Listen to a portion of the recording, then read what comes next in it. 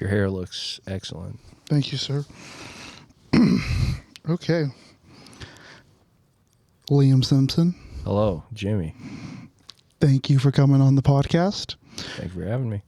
We're on episode 26, Congratulations. if all goes well. That's ominous. If I am able to make it to tomorrow again, knock on wood. I think it's good for us to acknowledge that we've been friends for quite some time. At least 3 years. At least 3 4 years. probably. Yep. 2022, spring. Yeah. It was a cold, dark summer night. Cold, dark summer. Even though it was spring. Yeah. Yeah. But yeah, thank you so much for coming on. Of course. You have an album that just got released. Dude. As of March 21st or something. What's the album called? Dirtbag, Melancholia, and the Like, Volume 1, 7 Odes and Laments to Partying. Nice. That's the whole name? That's the full name, baby. Oh, wow. Why that name?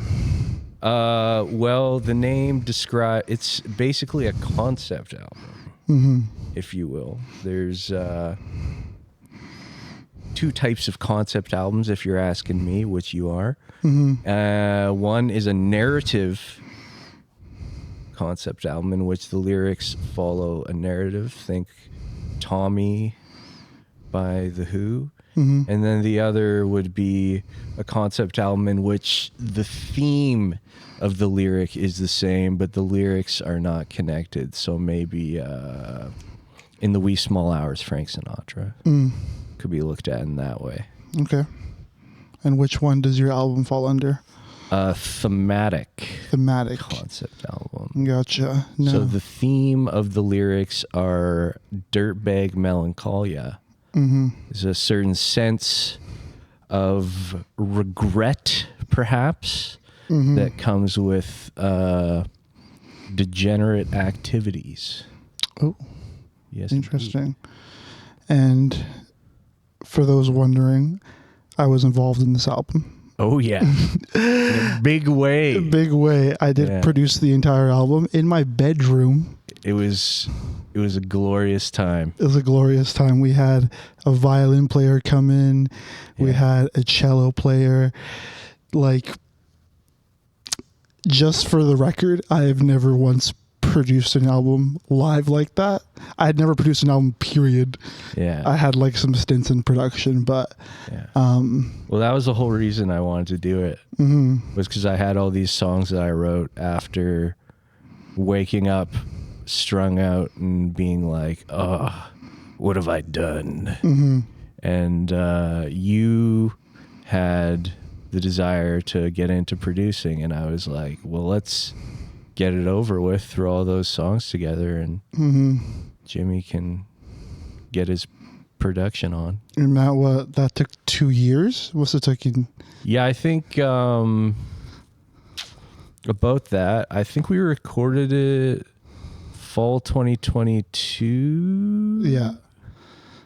And it took me a while to get all those stuff done. Yeah, it was like across 2 years. Yeah. And then I took like a year because you finished it winter 2025. Yeah.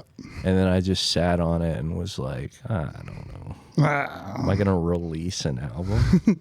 Was it winter? Was it last winter? Yeah, it was like just after New Year. Really? Yeah, I think so.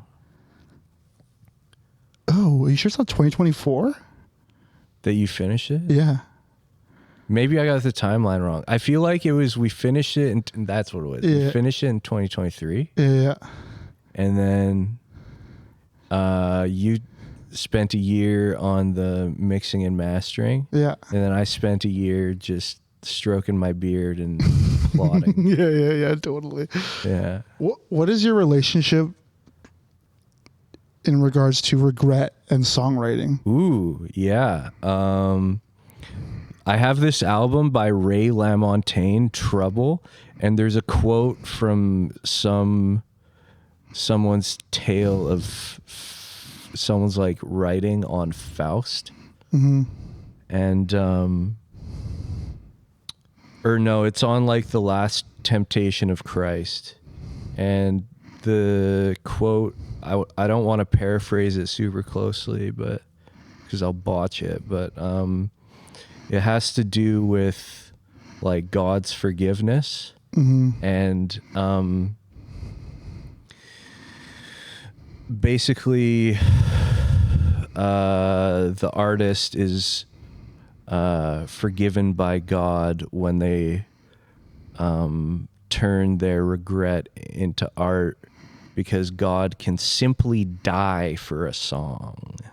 Oh, interesting. Yeah. So it's an interesting quote. I wish I'd memorized it, but that's sort of how I feel.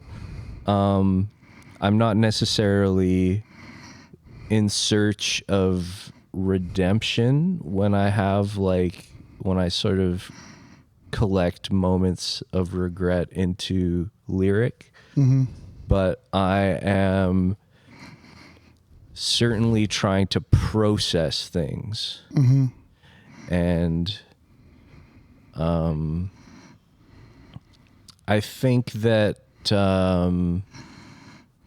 life is full of little traumas, and it's easier for me to process these things that are impactful on my psyche and damaging to my ego if I write them out, because I can sort of see them externally. And then when I go back and I play those songs, I can sort of like take myself to that place while I'm in another place. Interesting. What song sticks out for you the most in terms of like how you were able to process a certain situation or a period of time in your life?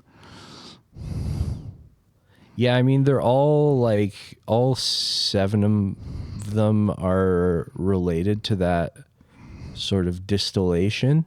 But I think probably The Ruiner, because it felt the most accurate to that process.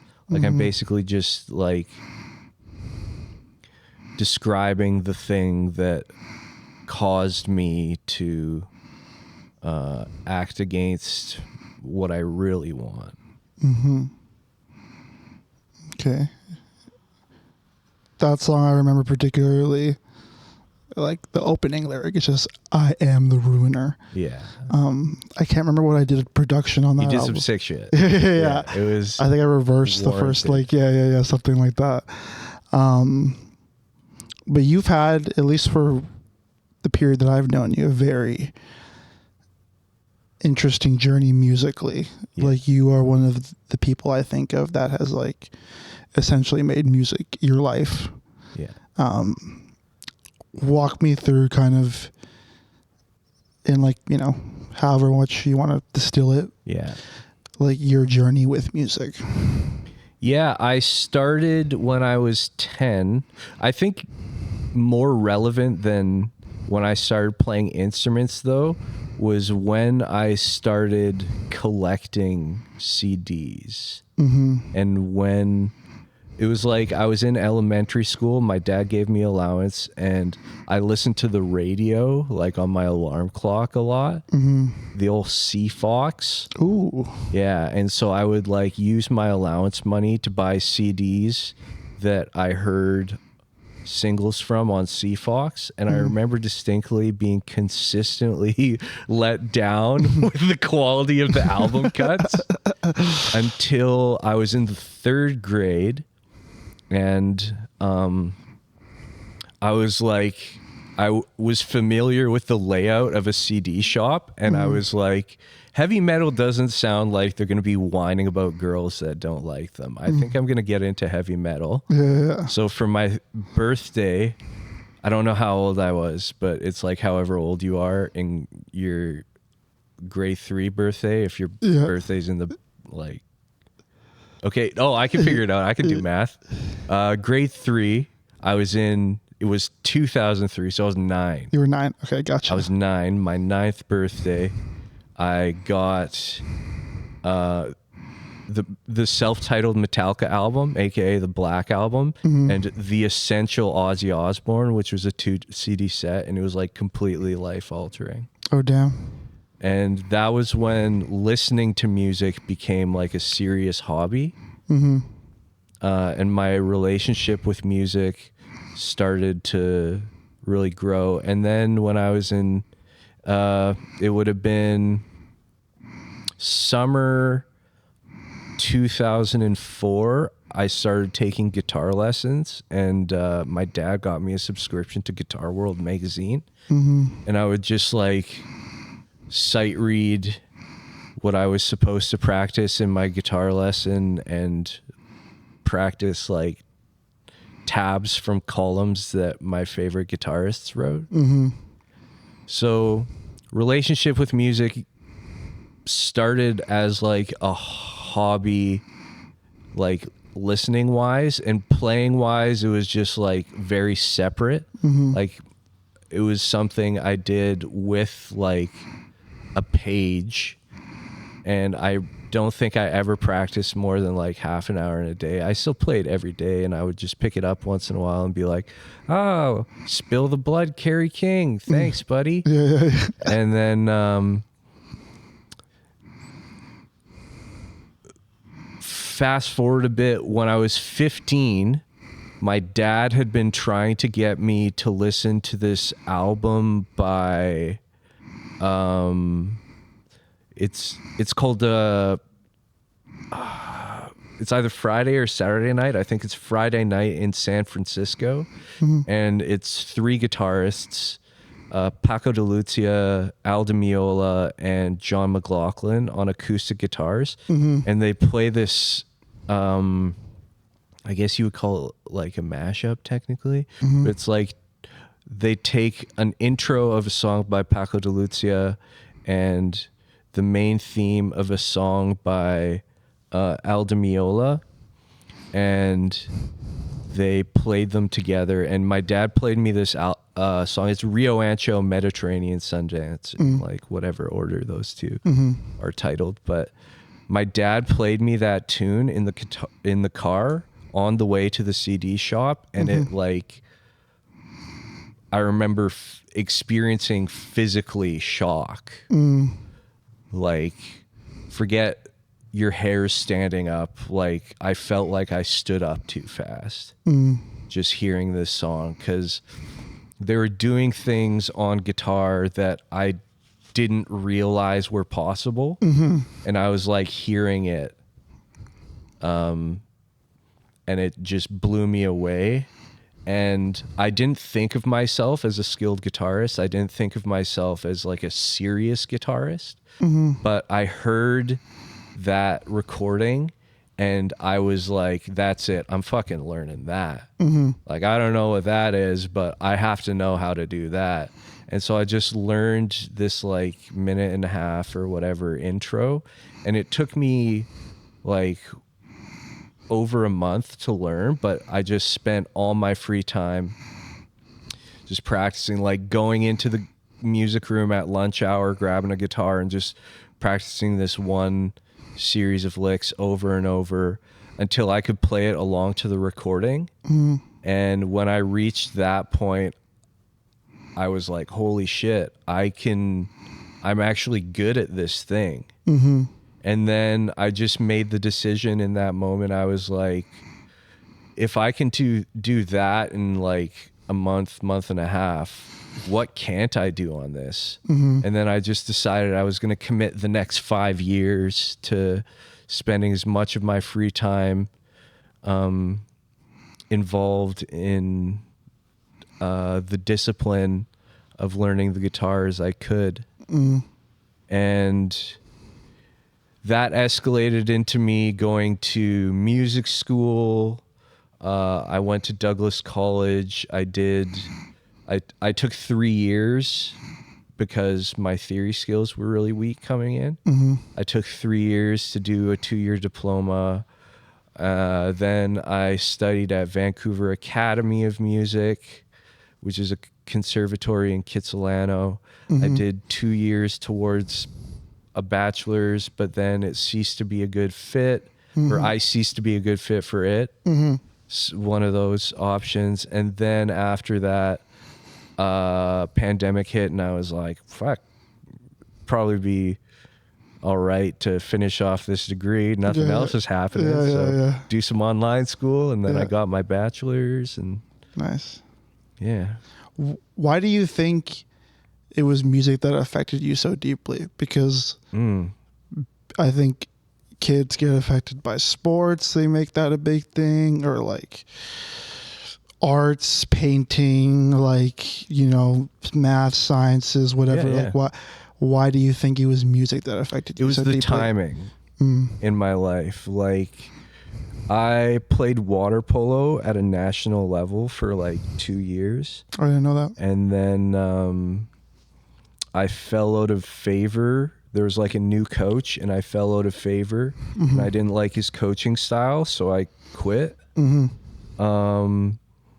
And so that was a factor. And then I fell in with the wrong crowd. How do you mean?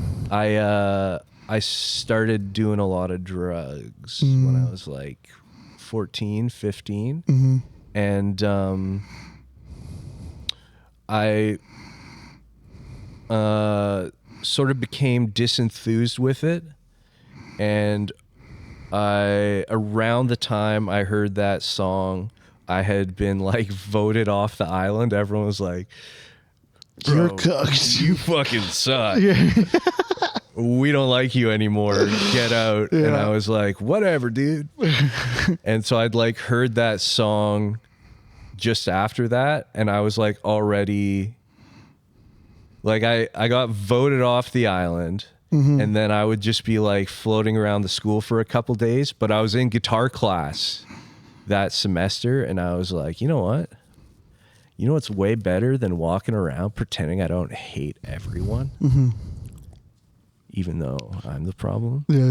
Is fucking just noodling. Nice. Playing Jump in the Fire by Metallica on a nylon string. Nice. So I was just like hanging out in the guitar room. Shout out to Ms. Gay. For letting me hang out in the guitar room. Hell yeah. Just playing. And that was when my amount of time I was spending in a day really ramped up. Because I would like do the 45 minutes in lunch hour or whatever it was, and then I would be in guitar class, do like another 45 minutes, and then I would get home and play for like 45 minutes, and it's like, damn, that's almost 3 hours. Yeah, damn. Yeah. And what are you doing now in your day-to-day? Well, I teach, and I don't always like saying like how many students I teach. I like to be ambiguous with that. Nice. Could be 50, could be 2. 50. But I will say it's enough to pay the bills. Nice. But not enough so that I can't practice in abundance. Nice. So a lot of my time is spent like practicing. It's a serious relationship. We're going steady. Nice. Yeah. Facebook official. It's Facebook official. I neglect emails. Nice. I don't check my social media. Bro, I literally emailed you and it said your inbox was full. I've never seen that before. Well, Google's trying to get me to pay money to have email, and I'm just not into that. Dude, you gotta just delete emails. Yeah, but that's Are you like a digital hoarder? That's so true. You're like, I could be practicing for an extra 15 minutes. Yeah, exactly. Sitting here You know me, dude. Emails. I'm a Luddite. I don't like sitting in front of screens. Yeah. I think another thing that's like interesting about you, like there's so many things obviously, but like the fact that you're like almost like fully analog. Yeah. So like you listen to a Walkman with headphones. You have a flip phone. I have a flip phone. That's true. Yeah, and you don't like really have a big online presence besides like your musician page that just opened up because I needed you to do it? Yeah. Who knows how long that'll last? It'll be around till April 25th, people. So enjoy it while it lasts. Yeah. And you also did have like the greatest Instagram handle for a bit there, like the legendary Liam Simpson. Yeah. It lives and dies as a legend. So funny. So, what is your current instrument of choice? Oh, what a fine question, Jimmy.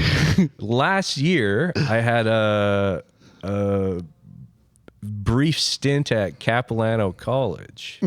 And, university, sorry. I mean, it's a college. It's a college. Come on. Come on, guys. It's not a research university. Like, what are we getting at here? Yeah.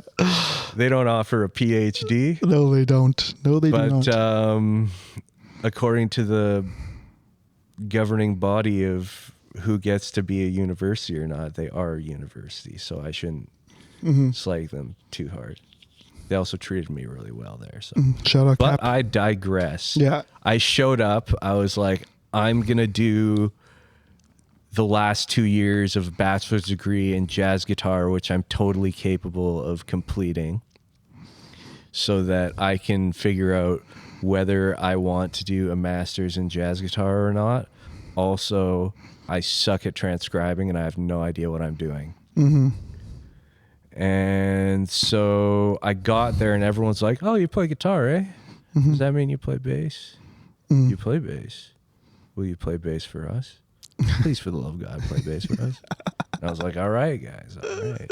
And so I started playing bass for this, like, what's called a combo class. So it's basically a class where everyone's split into bands and there's a teacher who's like, you gotta hit the frickin' augmented seventh on the 7.5 chord, you know? You weren't really selling that minor third over the major third. Yeah. You know? So I was in one of those classes playing bass and I was like, oh, I actually kind of really like the role of this, but this like sideways bass is kind of like not cutting it tonally. Yeah. Because I listen to a lot of jazz, right? But yeah. There was two things that have to do with my listening habits on that point. One was like I only listened to acoustic jazz. So like jazz with like acoustic instruments, not like plugged in loud stuff. And then I don't really listen to a lot of jazz guitar. Yeah. So like the sound of jazz bass was in my ear and it was upright. And so I was like, my debt's at a reasonable level. I can handle buying an upright bass. I mean, I have 50 students, right? So yeah, I have like 1 million students right now. So this is easy money to me. Yeah. And so I bought a fucking bass. Upright bass. Not cheap, baby. Oh, definitely not. No. Have you seen those things? Fucking amazing piece of craftsmanship. Yeah, it is. What was your question again? I'm getting there. What was I saying? What was your current instrument of choice? My weapon of choice. Yeah, so I bought this upright bass and the funny part is I proceeded to injure myself like 2 days in because I was like, I didn't realize you need to get like the string height adjusted. You were just playing fucking like 5 feet off the fucking dude. Off the neck. Just for like hour upon hour, like, I'm so weak. Why is this hard? When in reality, it's like, no, dummy, you have to get a professional to set it up. It's like you should get that done with a guitar. Yeah. And it's like an instrument where the cable that you're dragging your finger across and driving into is like almost the length of your body. Yeah. It's also a great lesson. Like if you feel like you're shit at a stringed instrument, maybe try and get it set up because that might be the issue. Yeah. I remember one time playing lacrosse, I was complaining about like netting on my stick, and my coach was like, "Don't blame the tool, blame the fool." And I was like, shit, maybe I'm the problem. Yeah. And then like as an adult, I was just playing pass with this guy who had no business being better than me, because I was like, just for exercise, just playing the Flicking stick every day. Yeah. And I was like, I think something's going on. So I like changed the angle of the shooting string, and all of a sudden I could aim, and I was like, fuck, blame the fucking tool. That asshole That guy had me thinking I was the problem without even looking Dude, blame at the my tool. stick. He's the tool, bro. He is the tool, dude. R.I.P. that Oh shit. guy's advice. Damn. All right. Okay, I'm gonna say R.I.P. that guy. Yeah. I was like, yeah, he's actually dead, Jimmy, you piece of shit. Yeah, I hate when that happens. Yeah, I know. It's like, oh, You just sorry. speak ill of the dead Oh my on god. accident. So what's your current plan? Because you haven't really played with a band before, and like a band for your solo project, I should say. You've played in many bands, but what's your plan for April 25th?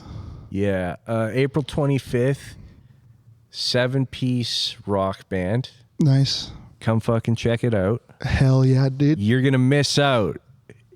You better come April 25th. Be there or be disappointed. Saturday. Yeah, I mean, seriously though, if you don't want FOMO, come on the 25th, because I'm going to have a 3-piece rhythm section. I'm going to be singing and playing guitar. Got a buddy playing the bass upright, of course, and drum kit, and 4 saxophones. Damn. Yeah, 4 saxophones. Hell yeah. 4 sizes of saxophone. Nice. Fucking all the sizes. All 4 of them. Literally all 4 sizes. Oh. So like, it's just, did you ever get any pushback from people around you about like pursuing music the way you've been pursuing it? Like, or have you usually had like supportive people around you? Because I think some people would say, well, like my parents told me to like get a job and like not do the whole music thing. Like, you ever receive that, or were you always kind of supported in what you wanted to do? Yeah, I don't know. That's kind of a tough question. I mean, I don't know if there was like, hey, stop wasting your time playing music. So I have advice. I sort of like, with my parents, like my dad was like super, super supportive. Nice. Of like me growing and developing my tastes and in developing my habits as a player. My mom helped me with my education. Nice. So like financially helped me with my education. Yeah. So it would be kind of hard for them to turn around and be like, hey, get a job. Get a job. That's great. Yeah. That's awesome though. I think it's good to have that support. I think. Yeah, definitely. Like, I don't know if people will disagree with this, but I feel like the world needs more people making art. Yeah. To be honest. Because like you said too, like it's a way we process the world. Yeah, definitely. Right. I think it's one thing that makes us inherently human, like our ability to make art. Yeah. Crows, bad art. What's crows? Crows? Yeah. Like crows, like the fucking birds? Yeah. Bad at art. Yeah. Oh, yeah. You ever seen crow art, Jimmy? You ever seen crows play a guitar? Sucks. It's fucking, there's no way you're doing that. Yeah, like worst tone ever. Worst tone, yeah. Their little stupid little claws can't even pluck the strings without falling over. So funny. Okay. Yeah. Serious point though. If you had to, well, I have two questions. So okay. If, let's say someone who's like never been to Earth or understand human culture came down to you and asked you, like, you're like, oh, I make songs, and they're like, well, where do they come from? How would you explain that to them? Memory is like the easy answer. It's music at its core is like the I remember when I was in college, like Douglas, I had this teacher be like, "What is music?" And everyone was like giving answers, and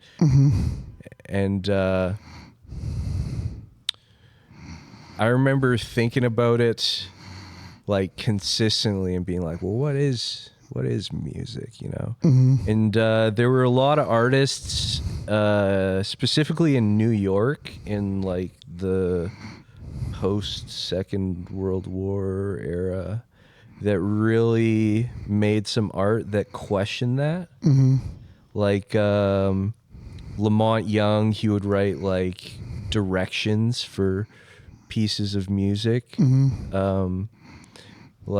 had one, it was like, push a piano into the wall, push it through the wall. Wait, what do you mean? Like it was like a piece of music, but it was just instructions. Oh shit. Yeah. Oh, interesting. Challenging the idea that music is just... Yeah, challenge the idea of like rhythm, pitch, melody. But I think when you look at like music, you can come up with any definition for what it is. That, like, let's say music is rhythm, pitch, and melody. Well, clapping music by Steve Reich is just rhythm. Like, it's unpitched. But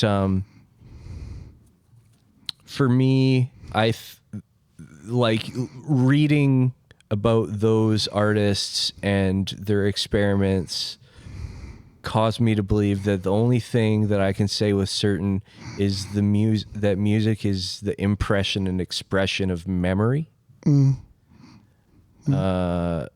with the intention of producing sound. So if you're gonna ask me like, where does music come from? It comes from, on the surface level, it's like listening habits and physical gestures that have been ingrained on instruments. If you're asking me where a song comes from, you have literature as well, which I think is separate. And I write lyrics first when I write songs. So for me, the act of songwriting is very much about the writing of text. Interesting. So you're a lyrics first guy. Lyrics pretty sure first, Chad, dude. It's actually pretty rare with everyone I've talked to so far. Yeah. So walk me through your songwriting process. Okay, something happens. Yeah. I'm like, that was curious. I start writing out, and if it's like I have like a lot of different expressions musically, compositionally, and I try and keep songwriting as like its own little thing that I only do when I'm inspired. I try to never force a song.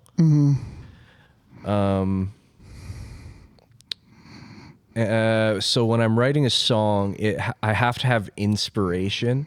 Like something has to happen, or I have to like read something that makes me think a certain type of way. I have to have a take on something, whether it's something that happened in my life or like inspiration through reading a book, or I'll start with a general idea, and I'll just write in prose form as much information as I can till I'm completely exhausted. And then I'll start like breaking apart and categorizing the aspects of the prose. And then I'll just try and rhyme that shit. Nice. And prose meaning like stream of consciousness. I think prose technically means like non-rhymed.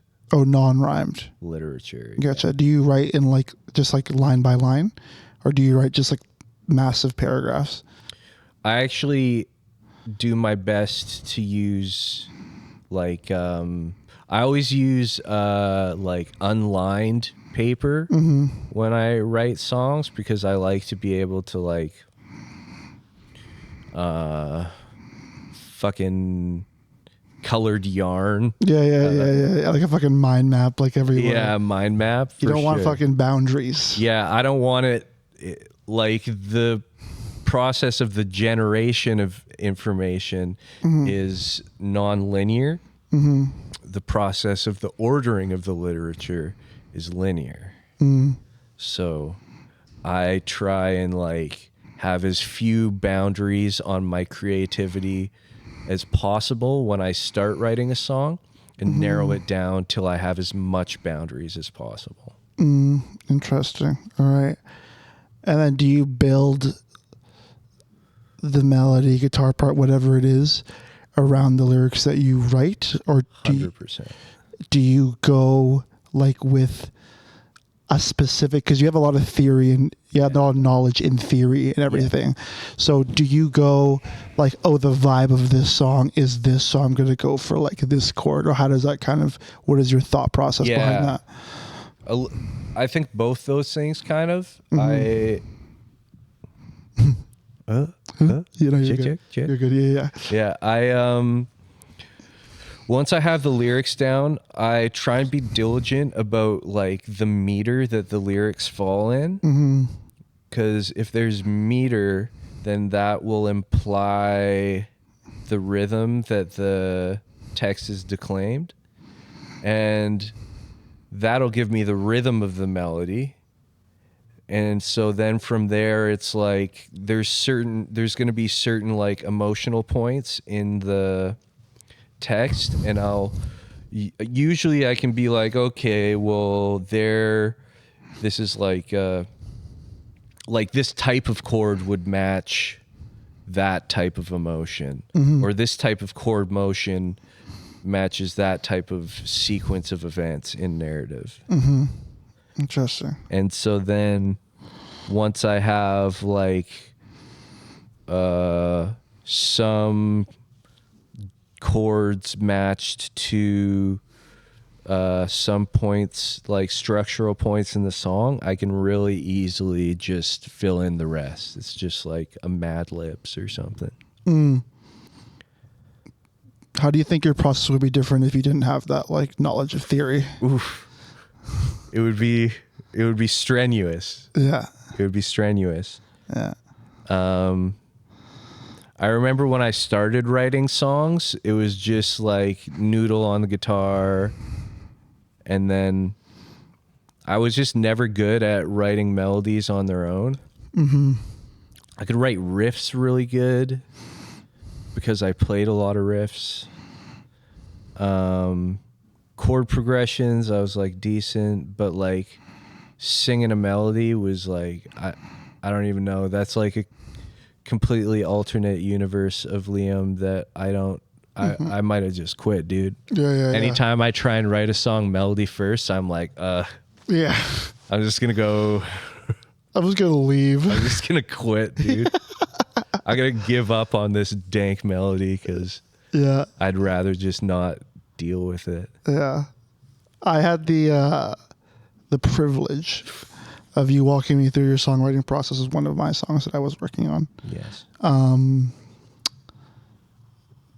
Seemed to be very linear. Yeah. Yeah. Definitely. Like step by step sort of thing. So I got kind of the inside scoop on how you make the songs. If you had to like pick where your songs get the most inspiration, like where would it be? Would it be like events, emotions, like probably literature. Yeah, I don't read often, but I exclusively read like books that give me existential crises. And I feel like the frame of mind I have when interpreting events in my life is like really impacted by the literature I read. And it sort of gives me like a way to phrase what's going on. Interesting. What's been a book that's given you like a very intense existential crisis or that sticks out in your memory? Oh, the biggest one was Jean-Baptiste Vico's The New Science. The New Science. The New Science, yeah. What's that one about? Essentially, it's about historiography or the study of history.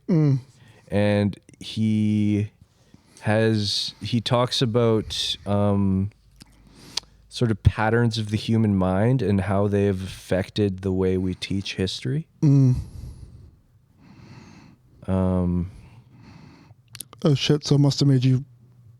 Did it make you like question a lot of things? Yeah, definitely. Yeah. Like, especially like, just sort of the reading his book made me question like the way we teach history in a big way. Because we're sort of taught it's like, oh, it starts over here and then it moves over here. And as people come into contact with this great culture over here, they learn the same to live life the same way, because there is like one right way to do things that we're all looking for. And these guys started it. Yeah. And Vico's book says that there's like, essentially there's like very common patterns in the human mind that inevitably led to the development of civilization.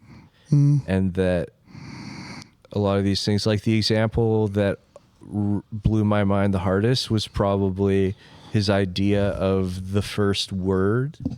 And I'm sort of paraphrasing, but essentially he says that the first word in all the cultures he studied, he hypothesized as God, in like some sort of relation to force of nature, because he says all cultures start out like pagan.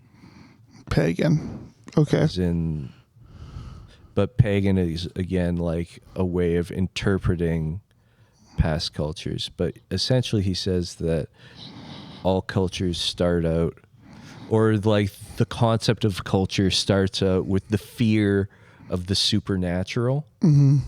And it causes us to develop institutions to sort of Understand connect it to that thing. Yeah. Interesting. What songs come to mind that you've written that were kind of inspired by? Oh, yeah. That drew inspiration? Irish Goodbye. Ooh, that is my favorite song. Yeah. I think that, at least from all the songs, because we used to just like hang out and go like song for song. Trade songs. Yeah. Those are the days, baby. Those are the days. And then every time me and Lee would meet up, I'd always ask him to play Me and Goodbye. And it's my favorite song on that album for sure. So how did that one get inspired by The New Science? Yeah, well, it's like the whole thing really is about sort of placement. And I'm with the lyric, I'm trying to place myself. I was trying to place myself like in time where I was like historically as well as in my life. So it's like first line is, it's 20 and some harvest now since Caesar said we should be counting these. A lot of times we think that we started, like, what year is it, Jimmy? 2026, baby. Why do they call it year 2026? I have no idea. Do you know what calendar we use? No. It's the Gregorian calendar, year 20 and 26 of the Gregorian calendar. So the calendar that we use was sort of stacked on to the Julian calendar. There was some alterations made to the Julian calendar that made it made the stars align a little more accurately. Yeah. Added a day here or there, took a day away here or there, made February 28 days, but occasionally 29. Yeah, but do you know why they called it the Julian calendar? Why? Because when Julius Caesar declared himself the emperor of Rome, he said that was day one. Oh. Yeah. Dang. Yeah. So our whole calendar is based on this like genocidal maniacs. This dude who's like, today is the first day, Yeah, baby. dude. And people just go through not knowing that shit. Yeah, people are just like, I guess so. Yeah. Yeah. Yeah. Damn. But the relevance between the book and that is like 20 and some harvests. In the book, he talks about the way cultures measure time, and they start measuring years by the harvest. For the crops. Yeah. So it's like that line in particular is like a reference to where I was in my life relative to like the days, the years, as well as a reference of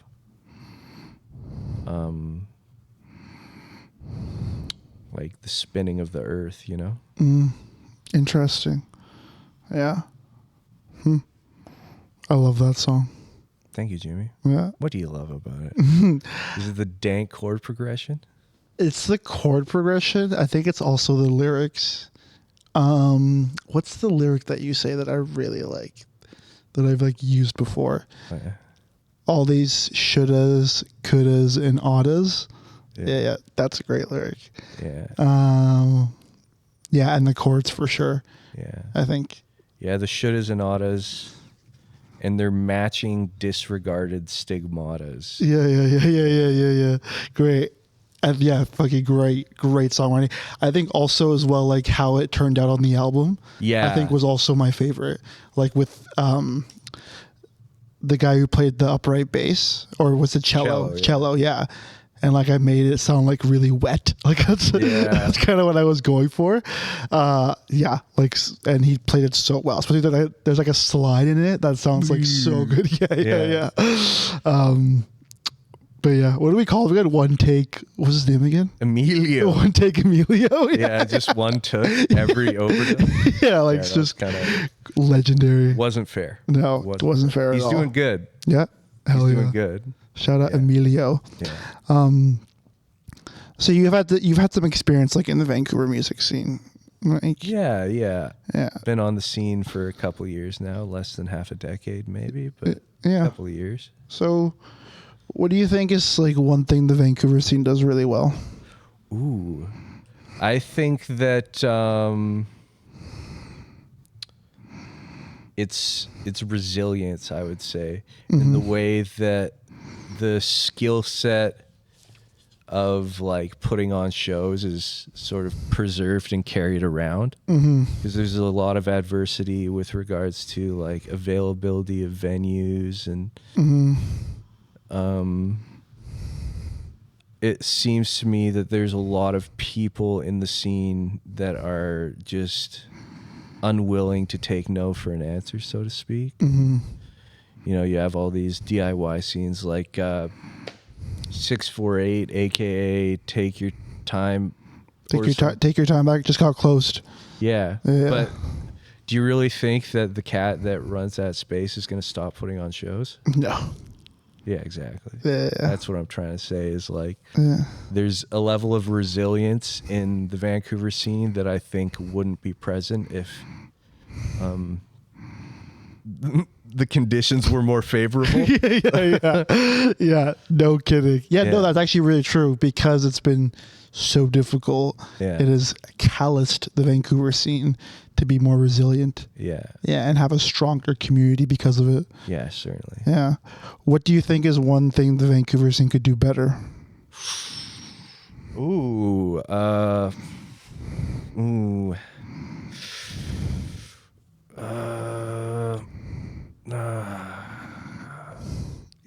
You know, just realize how resilient they are and not calm down. Yeah. I don't know, man. It's like I hear a lot of people I hear things sometimes people like that I don't like hearing, like maybe there's less unity than I'd like. Mm-hmm. You know, I hear people like slag other bands, not like publicly, but in conversation, or like, I don't like this band because XYZ or like that. And it's like, well, you know, how about you like have a conversation with that person about their art and ask them why they're making their art the way they do. Mm-hmm. Yeah. I think that's like, yeah, I think I strongly agree with that for sure. Yeah. Actually, I can sort of expand. I think that the question you're asking me is like, what's something the Vancouver like rock and roll adjacent DIY scene can do better? Mm-hmm. Yeah, just however you want to interpret the question. And I think the big thing that I want to see is more connection across scenes. Yep. Because I have a lot of friends in the jazz community. I know some people in the classical music community, and it's my development of a classical skill set has been really valuable in my collaborations in the rock scene. And I think that if more people like in the rock scene went to these other styles where people have like where the styles of music just have like a higher necessity of complexity, and they sought out ways to collaborate with those people, we would get cooler shit. I agree. Yeah. Yeah, because we're all inspired by something. Some form of music it affects us in some way. Yeah. So the more we can embrace the differences that we have in genres or tastes, I think the better art can come out of it. Or I guess cooler shit, as you would say. Well, originality doesn't come from isolation. It comes from like assimilation of broader styles. Yeah, I 100% agree with that. Yeah, that's really well put. So I kind of like to end on the... I'm free. It's over. I feel like a fucking hey, man. Finish this up. Yeah. Let's say all of Liam Simpson's music. Oh, jeez. Simpson, his music and all your work in, composition, schooling, whatever, was just wiped away. Okay. What would be the core message you would want to leave with people? Ooh.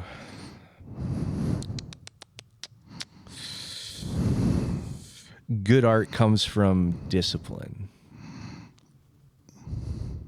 Yeah. Discipline of what? Discipline of the individual relative to the development of their art.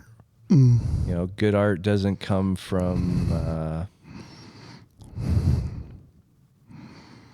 just hanging out and playing video games. You can write cool art about hanging out and playing video games, but you're not going to write it in front of the screen. You were mentioning either earlier that I'm a bit of a Luddite. What does that mean? What Luddite? Luddite, like not a big tech guy. Oh, yeah.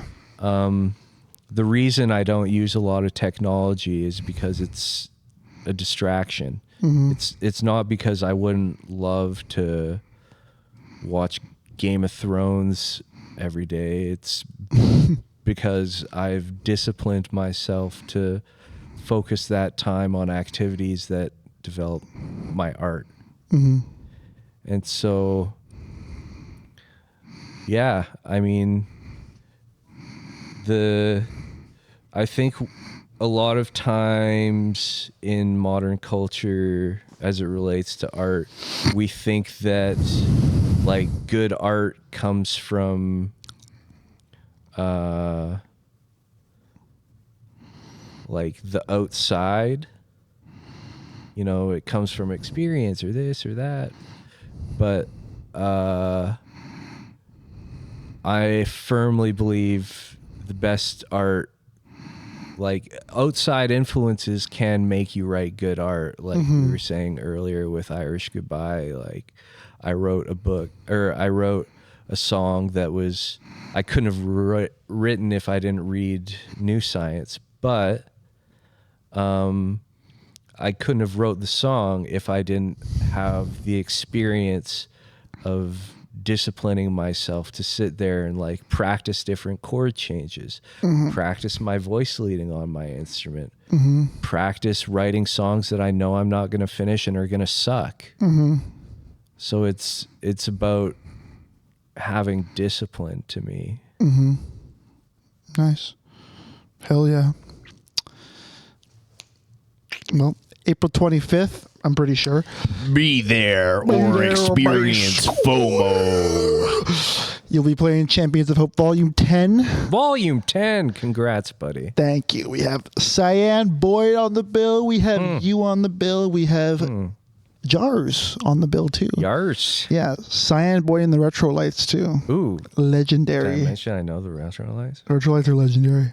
They are legendary. Yeah. In my heart, as well as the Vancouver music scene. Oh, 100%. 100%. I don't even know if I should say, but like, you know Lavinia, right? You went to school with Lavinia. Yeah. Lavinia was telling me about, great artist, by the way, played at one of our shows. Incredible.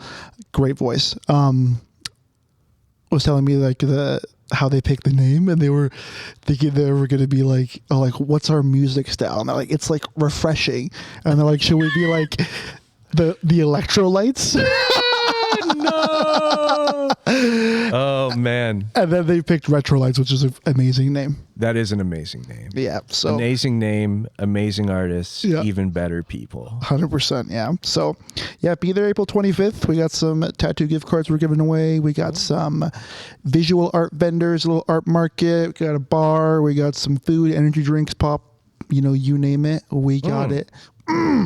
So, but once again, Liam, thank you so much for coming on. It's been a pleasure talking to you.